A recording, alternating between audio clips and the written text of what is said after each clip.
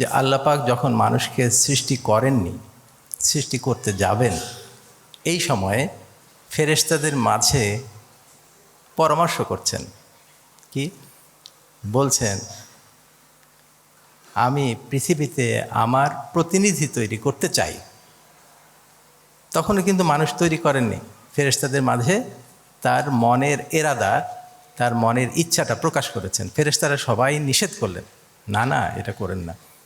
তারা মারামারি করবে, কাটাকাটি করবে, রক্তারক্তি করবে, এটা করেন না। তখন আল্লাহ পাক উত্তর দিলেন, আমি যা জানি তোমরা তা জানো না।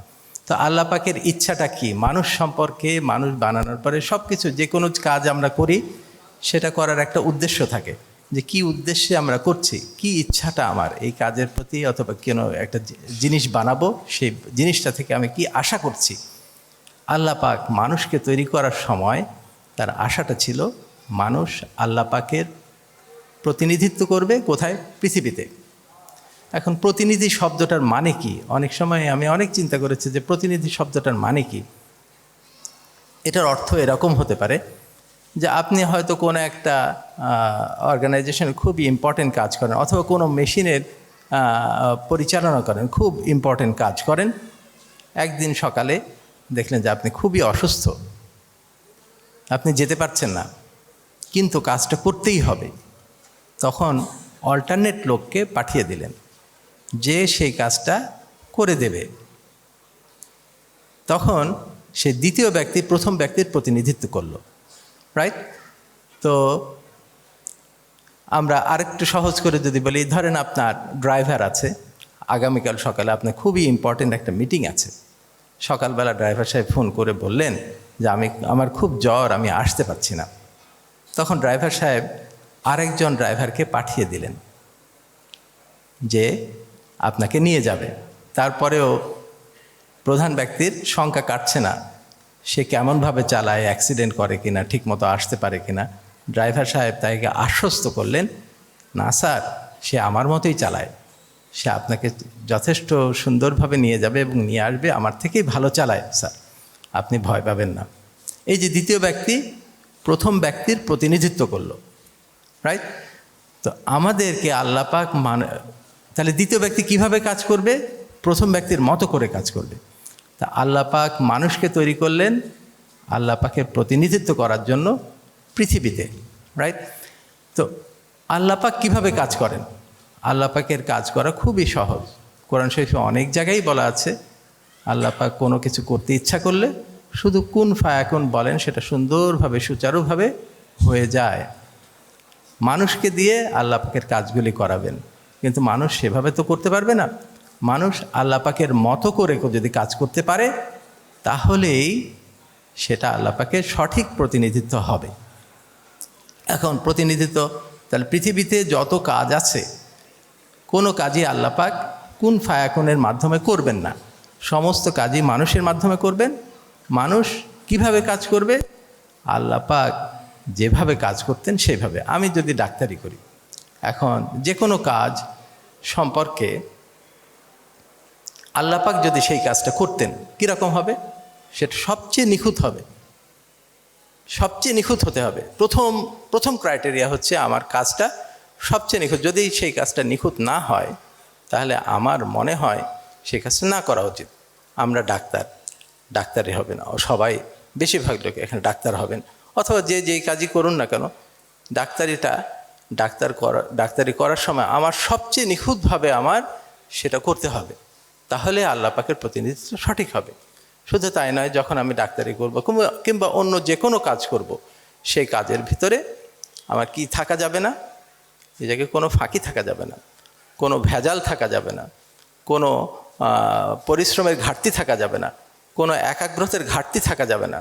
যখন সেই কাজটা ডেলিভারি করব, ওজনে সঠিক দিতে হবে, কোনো প্রতারণা করা যাবে না, সততার সাথে করতে হবে, লোভের সাথে করা যাবে না, আমি এহসানের সাথে করতে হবে, আমার করুণার সাথে করতে হবে, দয়ার সাথে করতে হবে।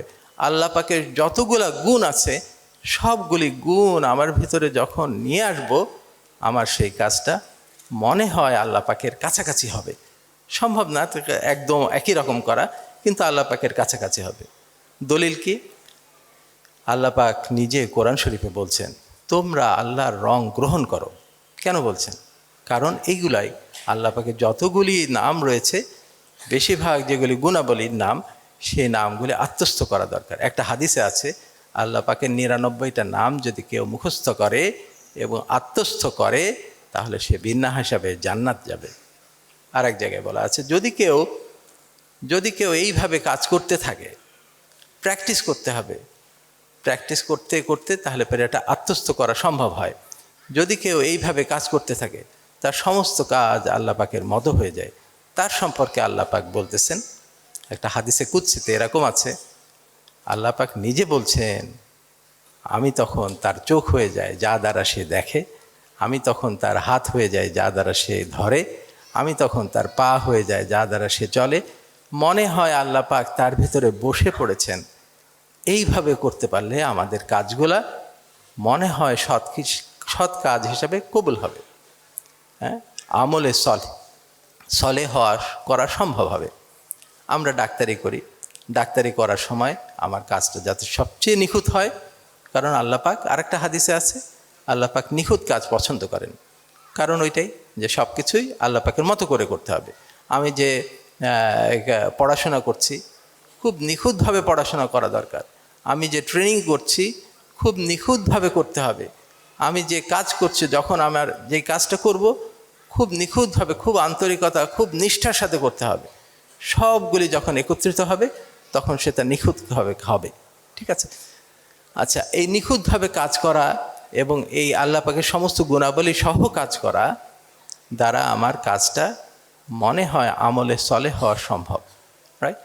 যে আমি যখন এহসানের সাথে, করুণার সাথে, দয়ার সাথে, এবং ওজন ঠিক আছে, মাপে ঠিক আছে, দাম বেশি নিচ্ছি না, এগুলি সব মিলিয়ে যখন কাজ করব, তখন এটা নিখুঁত কাজ কিন্তু অনেকেই করে থাকেন। ইহুদি নাসারারাও কিন্তু নিখুঁত কাজ করে থাকেন। ঠিক আছে? কিন্তু মুসলমানের নিখুঁত কাজের উদ্দেশ্য কী হবে? উদ্দেশ্য হবে ভিন্ন।